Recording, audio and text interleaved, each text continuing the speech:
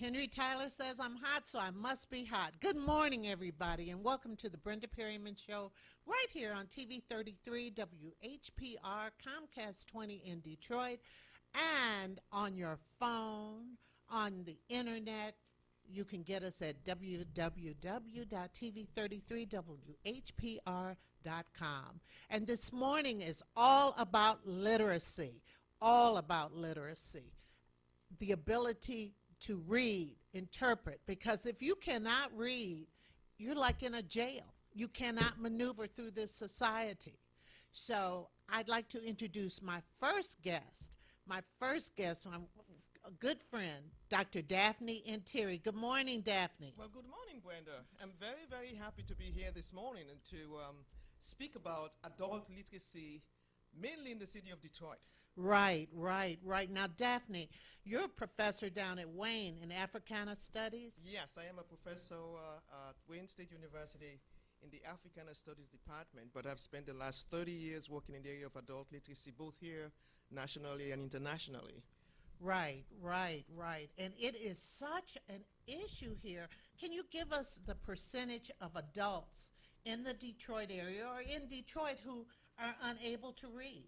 Yeah, that's a very important question, and it's a difficult one for some people to deal with, because when people hear that you have at least 47% illiteracy, adult illiteracy in the city of Detroit, people are apt to deny it, people are apt to question it, people are apt to fight it. But when we talk about adult literacy, we mean functional illiteracy. Now, what does that mean? Well, functional illiteracy means that in America, everybody goes to school. Everybody has to go to school, and everybody tries to go to school. But what happens is, by the time they get to 6th or 7th grade, or even sometimes graduate from high school, they hardly learned enough to make them a person who can read and adequately understand what they're reading. Comprehension problems and other issues related to reading, writing, and just really critical thinking skills. Because, Daphne, it's not just about reading words. It's about understanding what you read, and that's so important. Yes, the focus is on comprehension and actually just being able to like the paper, just love looking at papers and reading a paper. It's a difficult thing because, like, sometimes I ask people in the classes and so on. We have several programs around the city. As I said, I've been doing this for quite some time. Detroit Literacy Coalition. Detroit Literacy Coalition dates back into the 1980s, and I've been with it since the 1990s. And it's amazing how much work we've put into trying to get people to just understand what it means to read and get a GED.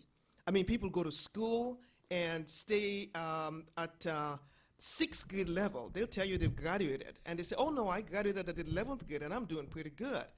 But when you test them, you find that most of them are reading at the 5th and the 6th grade level and don't talk about math. Because when we talk about adult literacy, we're talking about basic skills. And you need basic skills to get into the workforce. We're really concerned about our labor force and how we're going to get people prepared and ready to work and function satisfactorily in the labor force. So our emphasis is on basic skills. And when you ask me the question about, you know, what it is that we can do, well, we can do a lot of stuff. Everybody can pitch in. And we are pitching in. At Wayne State, we have an outreach program called Another Chance. Another chance, we're giving you another chance. That means you didn't quite make it when you went to school, so this is a chance for you to come back in and get another chance and try to get your GED, or at least pass some of your subjects so you can work towards the GED. Now, it's so important to be able to read and understand, because that is directly connected with the job market too, right? Yes, and yeah, well, you know, I mean, sometimes we get pharmaceutical companies who've approached me and asked me questions about, you know, measurement. Just doing with ounces and pounds and how to measure, or how to get people to measure things. Or what you call basic critical thinking skills, just having people read, well, do you think that is true? What is your argument? How do you understand that? How do you interpret it? Those are issues that people need to know. How to vote. I mean, we're Oh, doing yeah. all that kind of stuff, I mean, what kind of questions do you raise? Do you believe that? And why don't you? What's the logic behind this? To be able to explain what you read. Yes. And that's very important too. And that's another thing that even as parents, even as teachers, and I'm a former teacher myself, we had to make sure that children understood what they read. And then too, I'm in the theater business and the acting business too. Do you understand what this line meant in this script? How would you interpret it? What is this person or character trying to say? Reading is so important. But I want to go back a little bit with you because I want to know what happened. Why is there such a deficit as far as literacy is concerned in this community? Well, that's a very complex question because that's a question that implicates a whole lot of urban issues and dilemmas that we are confronted with every day. When you ask a question like that, what is it? I ask the question myself because I'm coming from a different country and a different background. And when I look at the opportunities that are available here to address this whole issue, I ask the question, what happened? Sometimes I ask people in my sites, in the outreach sites, what happened? And they're funny stories. There can be a story like, Go on. yes, there can be different kinds of stories. Like, I can give you a little small example because this is a striking example of a gentleman who walked up to me. He was like 28, clean cut, handsome, looks educated. But when I talked to him, I said, well, what are you doing in this residential treatment center? Well, first of all, he's an alcoholic. At 28, he's a complete alcoholic. And he said it started with his dad, gave him an alcohol, and then by the time they got to 6th grade, he was, out of school most of the time, enjoying himself. And so he has to catch up now at 28. And you have similar stories. Poverty is an underlying factor in many of these kind of issues. And then we have to deal with the neighborhoods. What are the opportunities in the neighborhoods? People don't go to school because of several kinds of complex, complicated issues, violence, don't like school, because historically, intergenerationally, we have a problem with literacy. Now we have Deborah on the line. Good morning, Deborah. Good morning. Good morning to you, Mrs. Perryman, and to your guest. And I congratulate you on, is it Another Chance? Yes. Yes, Another Chance. We've been involved through Ali Mae Consulting with literacy training and with Pro-Literacy Detroit. Hello? Go on. I don't know what happened with the phone there. And what we found is that, as you know, there are different kinds of intelligences. And what we found is that people are very intelligent. They just may not be literate in terms of basic reading skills. But once they're remediated, we found that we were able to place people in training and jobs, and that 75% or greater actually succeeded with the curriculum. One of the things that I think we should be careful about is that 47% literacy rate, to put it in context, so that Detroiters in Detroit is not singled out as some anomaly, but Go on. I'm sorry, Deborah. national level, I at could the hear you. state level, and at the local level, that rate is pretty much the same. And so just to put it in context, so that we aren't labeling ourselves, and that's not running away from the challenge or the facts, but just putting them in context, that is the national level as well as the state level in terms of the literacy rate. I can say a couple of things there because you're right about the intelligences. In fact, we've done some work on multiple intelligences, which says that people have different ways of addressing academic skills. And you can do it mentally, you can do it tactile. Some people are more auditory, some people, there are multi-intelligences that we have to deal with. And the 47% literacy, as I said, is a question that people always have conflicts with, And it's based on 25,000 people. That is a national study. It was a national assessment. And there was a follow-up study to that, which was the National Adult Assessment. There was a National Institute for Literacy that did the first study in 1998. or it was released in 1998, and then repeated in 2003. And the figures are not very different. So we're not actually making Detroit, we're not singling out Detroit to say Detroit is 47%. We find this rate in many urban centers. Exactly, and rural. That's, well, rural. I mean, because what we have is there's this huge big book that lists all the counties, all the cities, all the villages, and you can see that there's a problem. There's a serious problem with adult literacy, but it's emphasized in the cities. Yes, Right. it's not met the needs of the people. And what we find with especially African Americans is that we learn by doing experientially. Yes. And the educational system has not caught up with the way that people function in society today in general, across the board. Yeah. And then there is, of course, the dismantling of the educational system here in Detroit through DPS that has grave implications. When you talk about dismantling, what do you mean? Well, the dismantling, when Governor Engler first imposed the Reform School Board, where we no longer had the elected board here in Detroit, the state has had control of DPS schools of 80-90% of the time over the last 15 Well, years. Okay, all right. I'll leave it at Well, that. yeah, another thing also is, yes, I mean, I think it's not only Detroit schools that are changing or having reforms, but you see, you have that all over the country. You have that all over the country. And again, that's why we have literacy agencies to catch those who fall out of the system so we can address the issues. I mean, extraordinary people are doing extraordinary things in this regard. But the universe of functional illiterates is so vast that if we all are working, we still will not be able to address all of it, because you know what? It's so fundamental. Detroit Literacy Coalition has been doing this work for quite some time, and several other agencies have been engaged in this. But you know, there's the deficit. Besides just the academic deficit, you have the other factors that are impinging on this that retard progress. So we are doing the best we can. And the schools, believe me, I am familiar with a lot of teachers. They do teach. Oh, yes. But there are other factors that challenge the system that leave so many people behind. There's collateral Right. damage. Would you be able to provide a website and some guidance as to how to get a hold of the studies that you were referring to? We'll make sure to do that before Dr. Ntiri leaves, Yeah. okay? Because we have another call, Deborah, and I really appreciate your call. Appreciate your time. Thank you so Thank much. you. Great program. Thank you. We have Carl on the line. Good morning, Carl. Good morning, Ms. Perryman. A nice show. Very good discussion. My question to your guest is about, it relates to phonics.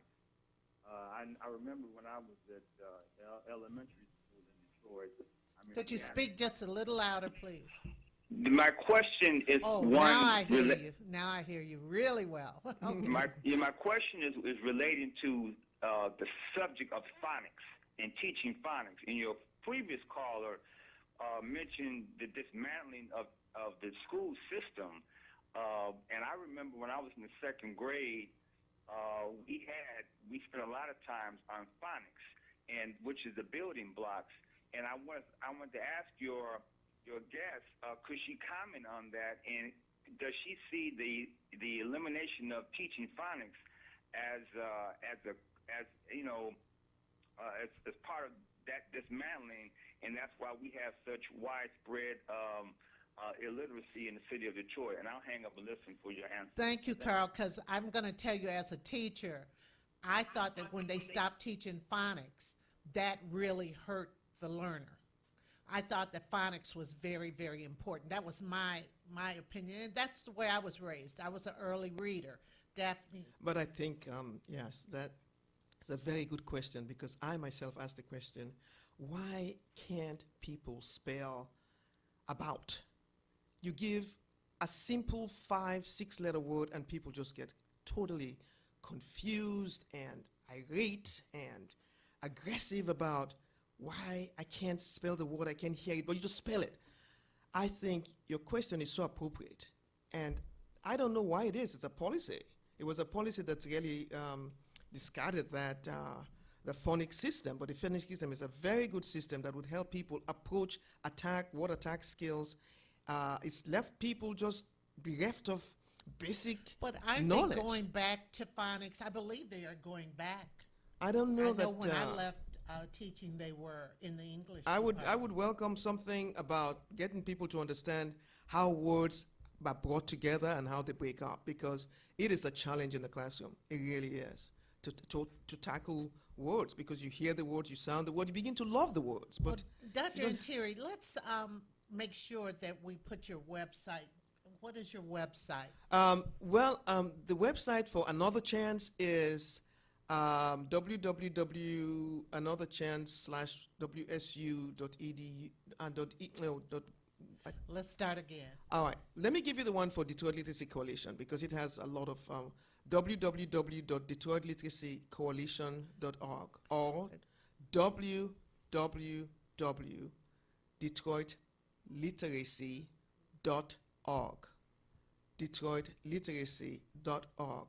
And the Wayne State University number that you can call is 313-862-1990. We're doing recruitment right now on Livernois at New Prospect Baptist Church, and we would welcome anybody who's looking for a GED or wants to get their GED or wants to at least come back to school and attempt to upgrade your skills from 3rd grade, 6th grade to an 8th grade. Please call 313-862-1990. Or you can reach me at Wayne State at 313-577-7683. That's my direct line, 313-577-7683. But don't forget, we are doing recruitment right now for all the different sites. We have sites in Dearborn, Access. We have a site a GED site at the Detroit Hispanic Development Center on Trumbull. We have one on Ravendale Center on the east side. We have 2 at Wayne State at the Purdy Library. So there's a lot of opportunity for you out there if you're one of those looking for a GED. Or if Can they go over to New Prospect today? they can go there, right? I think we start next week. Okay. So they can go next week, and New Prospect Baptist Church. That's is Livernois and Pembroke, right? Yes, at the Lighthouse. All of that happens at the Lighthouse. But if you go to New Prospect Baptist Church, they will direct you to this. And those of you who also are in institutionalized centers, we work with institutionalized centers. One of them is Naomi's Nest in Highland Park. And we have a program at Mac Alive on the east side on Fisher of Mac. And that's open too. We have another quick call before you leave. Okay. We have Tony on the line. Good morning, Tony. Good morning. How are you this morning? Fine, thanks. I had dyslexic, but they didn't discover it till I went down to Wayne State at 50 years old trying to learn how to read. And I'm just, now I'm sick, and I just wanted to get in on what you all were saying, that, I've had a rough life, and now, I'm sick, and I'm 68 years old, and they would let me go to school. They put me out of school and put me in the mental hospital, said I was mental, and they would let me go to school there. So I've just been struggling all my life, and like you say, just trying to make it through. So I don't know what to say, but I just say that they told me I was too smart at 14 years old, and the doctor came in and said if it was left up to him, I'd be in the rest of my life. And I was just about for a long time. So I'll hang up and listen to what she had to say.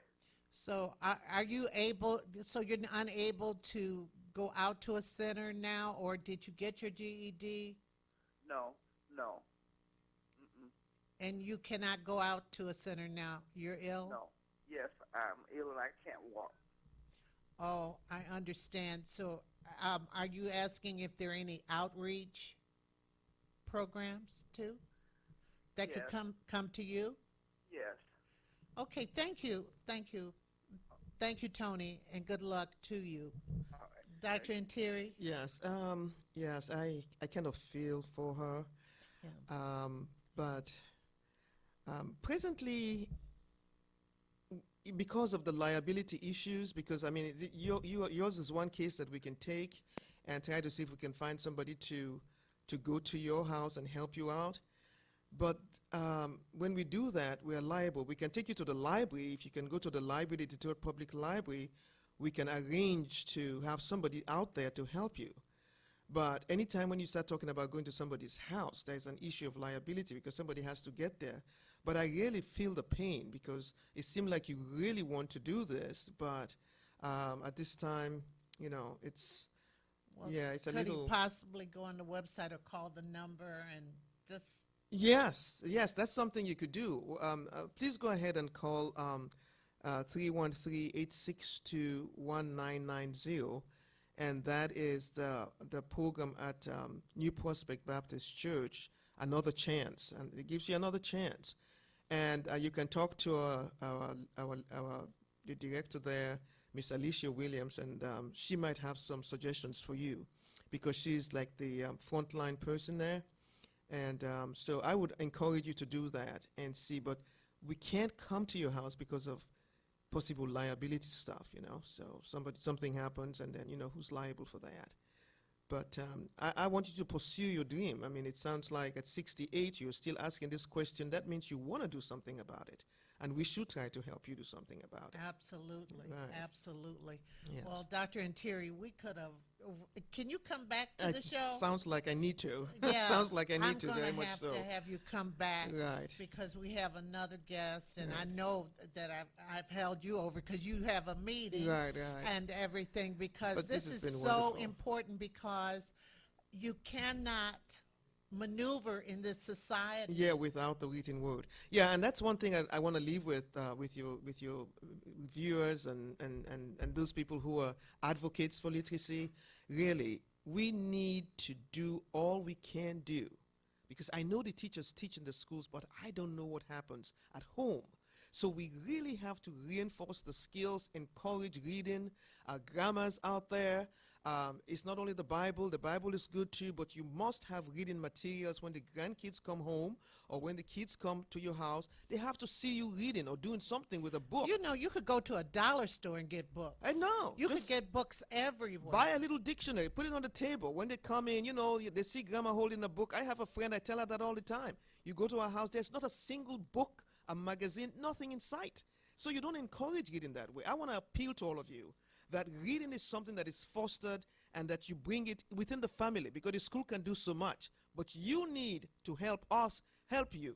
And by doing that, if every grandma and mother does that, I know we all have to work, but just put it around the house. And if they see it, they will do something. They will touch it. They will open it and read it. Especially if you say don't touch it. Yeah.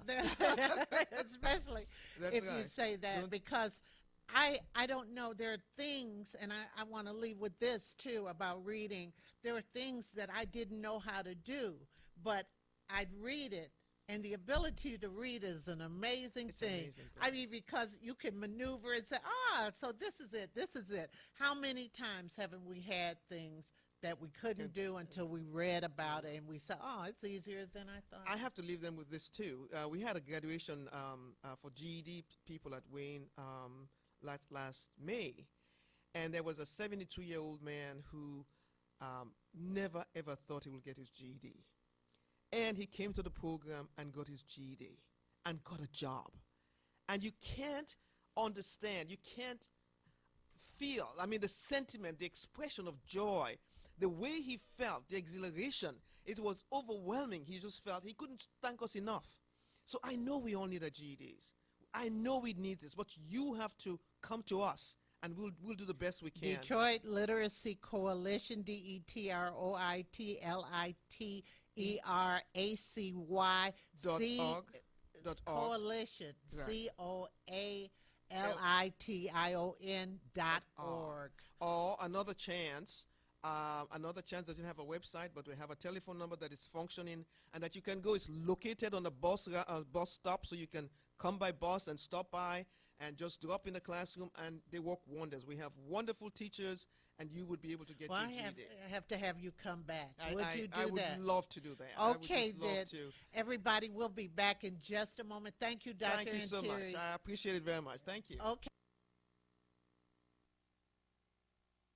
Good morning. I always want to sing that song. And by the way, we're doing a workshop. Dr. Rose, who's on my afternoon show, and we're doing a New Direction Transformation Workshop. If you want to know about it, look up newdirectionworkshop.net on the internet. Or you can like us on Facebook, New Direction Transformation Workshop. Or look on my page. Now, we're still talking reading. Yes, we are. We are talking reading and a wonderful, wonderful book with my guest, Renee Prewitt. Good morning, Renee. Good morning. Good morning. Now, Renee has been in the media business Yes. in the community. Why don't you tell us a little about it? Well, right now I own my own public relations company, but for years I have hosted radio talk shows at various cities where I lived. Most recently here in Detroit, Michigan, I used to do KISS FM talk show that came on at 6 o'clock on what used to be 105.9 KISS FM.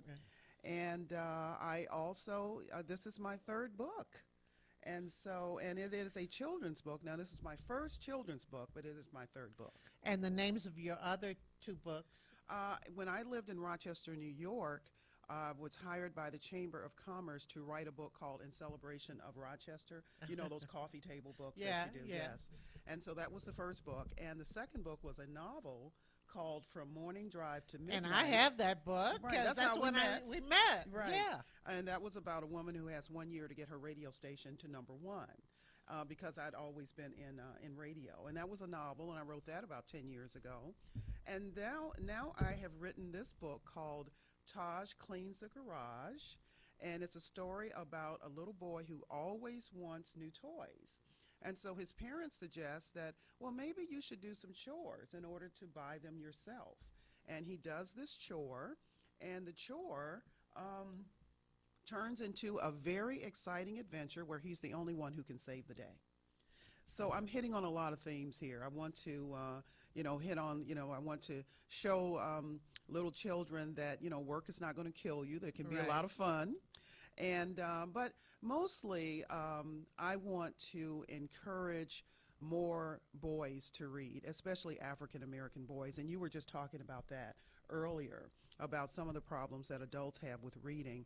And because what we're finding is that we need to start reading to our children right away, so that they can learn words, so that they can develop language, and so that they can learn the love of reading. Right, and with this, we have a young boy who is doing something that a lot of kids end up doing, but he's supposed to get a little money for it, Yes. right? Cleaning this gentleman's garage. Exactly. And with the things he finds in the garage, an adventure. He starts to use his imagination. Right. It turns into an adventure, and then he finds out that the reward that he was going to get, which was payment for doing the chore, he finds that through this adventure, through saving some animals and also learning the golden rule, that the reward is greater than any money that he could receive. And like you say, a lot of lessons, a lot of things are attained through this, and like the level of this is what grade? Well, I'm saying from 2 to 7. Now, I've talked to a number of first and second grade teachers, and they've said, yes, a first and second grader can read the book. But I'm encouraging parents to buy it early and read it to their children so that they can learn to love then reading. have the child read it back. Exactly. This is the kind of thing you could keep up for a long time. I remember as a child, my mother read to me, and she read, I'll never forget the stories, the Chinese brothers, and then she read the Calico Cat. Okay. And these are things, and I'd look at the pictures, and I couldn't wait because the World Book Encyclopedia had the How and Why books. Right. And I could not wait to learn to read this for myself because I couldn't get enough of the stories. And I think that cemented a lot of things in my life for me to I ended up writing books myself, Right. I think that reading early helps your kids and their curiosity too. Well, that's true. And their zeal to You learn know, to read. and that's true. And the part of the reason why I wrote this for little boys, well, my son is 20 now, but when he was a little boy, I was always looking for books that he would be interested in reading because I wanted him to learn to love reading and to have fun. And I wanted him to read more than just Superman books and Power Ranger books. And he's a huge fan of the Power Rangers. I have years of pictures of him in his Power Rangers uniform. But I wanted him to be able to open up a book and see himself reflected in the book. And there were very few books out there that actually did that. And so I've been complaining about it for years, and finally people said, you ought to write one yourself. And so I partnered with a wonderful artist from the College for Creative Studies. She knocked those pictures out of the park, didn't The she? artwork is fantastic. It's marvelous. Michaela Nienbar is her name. And, you know, I wrote the story, and I want boys to, I know that boys learn differently. We know that little boys, sometimes when they're not nurtured correctly, their reading skills are not nurtured correctly, they begin to lose interest in reading around the 2nd or 3rd grade. And so this is going to be the first in a series of books that I'm writing where I want little boys to have adventure stories, because boys like adventure stories. And I want them to begin to look for these books and to get excited about reading these books and to continue to develop their reading and their language skills. So this is the first in a series. I have another one coming out called Malcolm Mows the Lawn, and it's a different character, but you notice the work theme Right, is always the work in there. theme. Yeah, And ethic. it's a work ethic. Exactly. You want toys? It's okay to work for the toys that you So, want. you know, there is a difference between learning as far as boys and girls are concerned. I don't know why that is, but there is. Yes, there is, and they boys like to do. You know, they like it. Hands-on. They like the hands-on kind of thing, and they like excitement. And a lot of the books that are out there today, they're really not so much hands-on and not so much excitement, unless it's a story about Superman or, you know, the Power Rangers or something like that. And what I've also found in some of my research, because, you know, I'm not an educator, you are, but I'm finding I really have to catch up because there's so much information out there about reading and the fact that kids can learn how to read and they can enjoy reading, and a lot of it is just not being applied because it's new Well, information. the gentleman, you know, he called and he talked about phonics. Yes. Didn't you learn phonics? I learned by phonics. Yes. It's so and funny. breaking the words Yes. down, and that's what's so important about this book. And it's so funny because even now, you know, someone will tell me their name and I'll write their name and say, you spelled it correctly, and I'm thinking, yeah, I sounded it out, right? Yes, you sound it out. Yes. Because I know my grandson is now in the 2nd grade, and in the 1st grade he was reading and he was sounding out the words, and I was so happy to see that because they see like the word horses. Yes. You know, and a lot of people, and I took voice and articulation in college, I had to, and I know if people really heard the guttural way that we have to sound out words, they'd be amazed. But even the letter W, people say W, it's W. It's W. And of course, we learned that in radio. Of course, it's W, yeah, BMX, and WVON, and you know that's how you learn all your letters. And you a know, parent could be, I wanted to say, a parent can be really, really expressive because it says here when Taj reached the top of the hill, the boy was waiting for him on a horse with wings. Yes. I'm Jackson and this is Thunder. You know, it's so much fun Yes. reading to a child and then doing the personification of the characters. Exactly. Now, one of the other things that I was learning as I am, you know, looking for other ways to talk about the book is I learned about this study called the 30 million word gap. Have you heard about that? Yes. Tell the Okay. audience about that, Well, the please. 30 million word gap is a study that was done in 2004 by 2 psychiatrists, and they studied 42 families over a period of 4 years. And what they found is that higher income families talk to their kids much more than middle income and lower income families do, to the tune of saying at least 30 million more words to that child by the time the child is age 3. Now, and what this study was trying to do, and the people who did the study are like Betty Hart and Todd Riley, and what they were trying to find out is, why are a lot of the lower income kids already behind when they get into Head Start, and why are they even further behind than some kids when they get to kindergarten?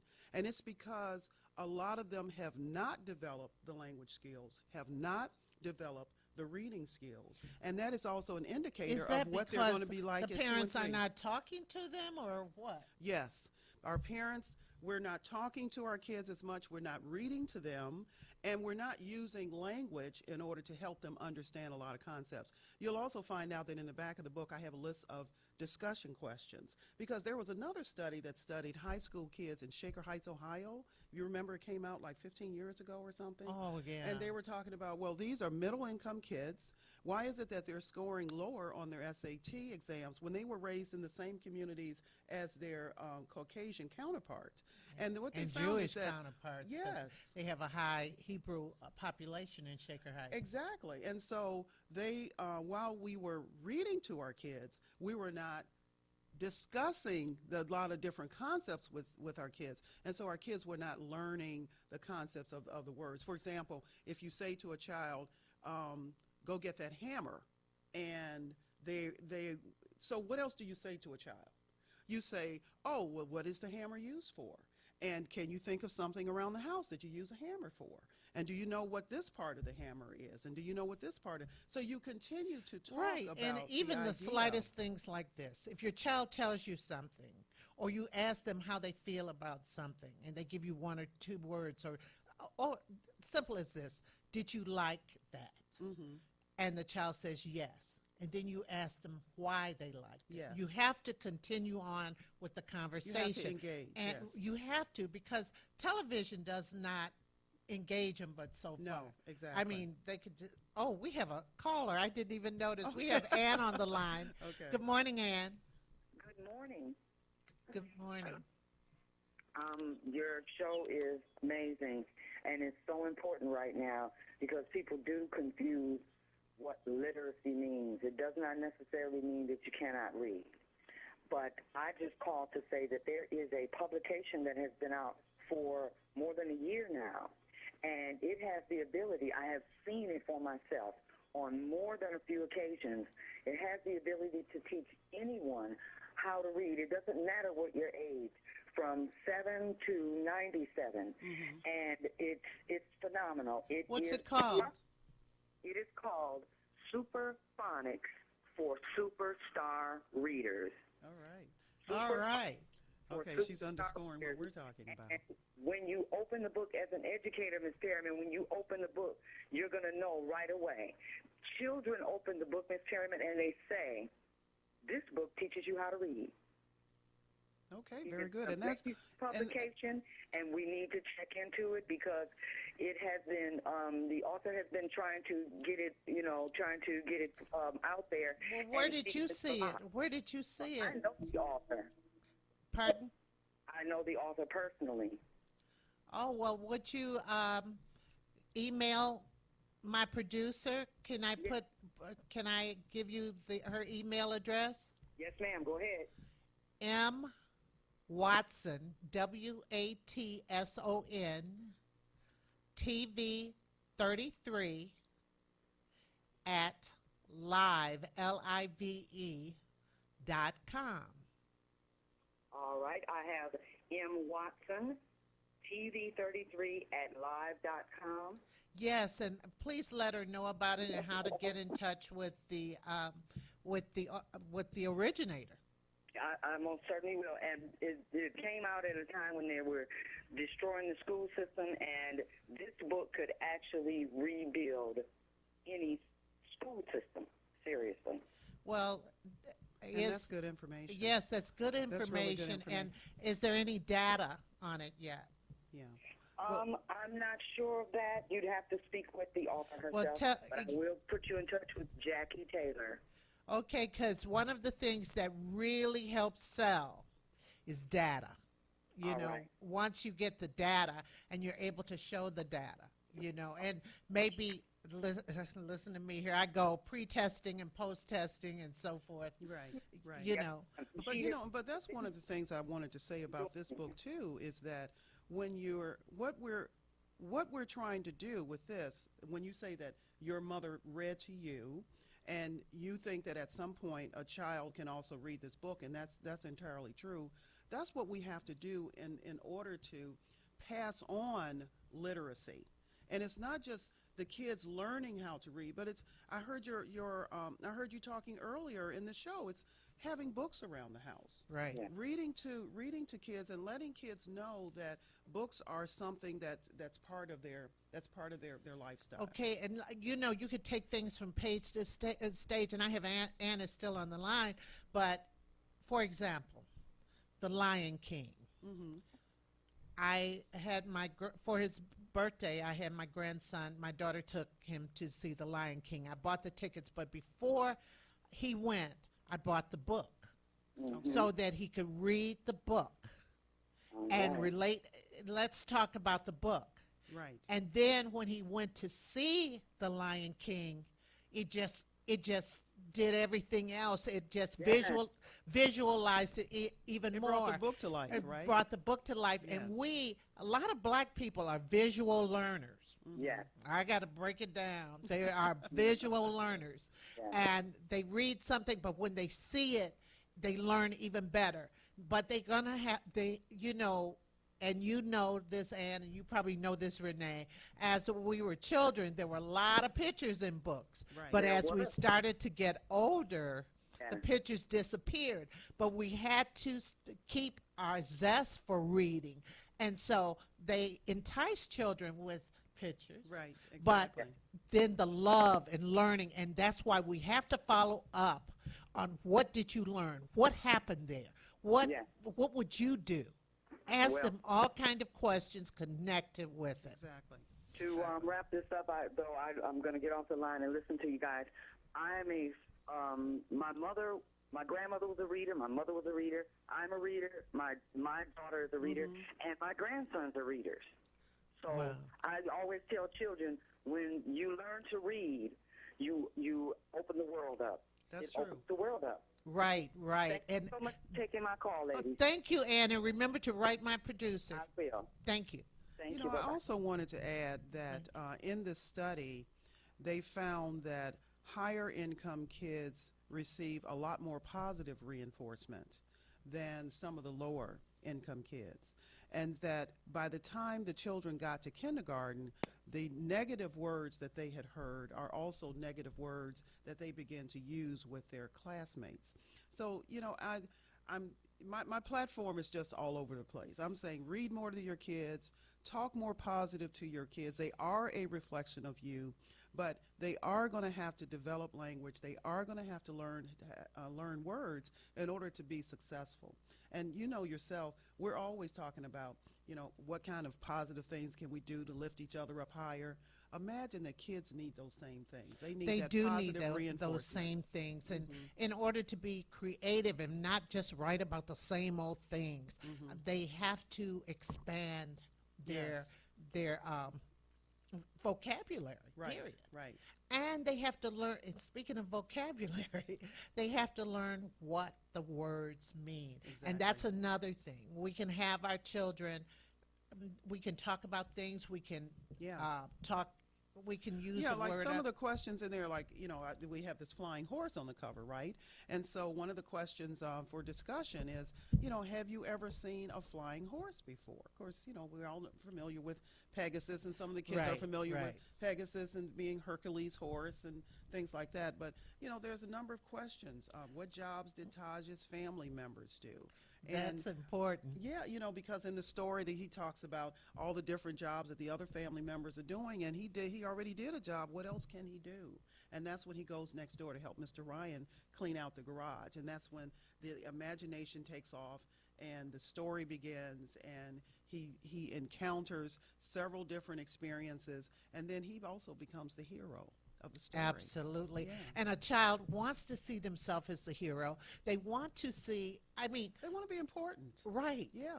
I mean, it is funny, and the things that they take down, because last week I went to the firefighter event, and they had a lot of different things for children, and they had the children come on stage, they had the children volunteer. How many children want to volunteer? I was very surprised to see that my grandson wanted to volunteer.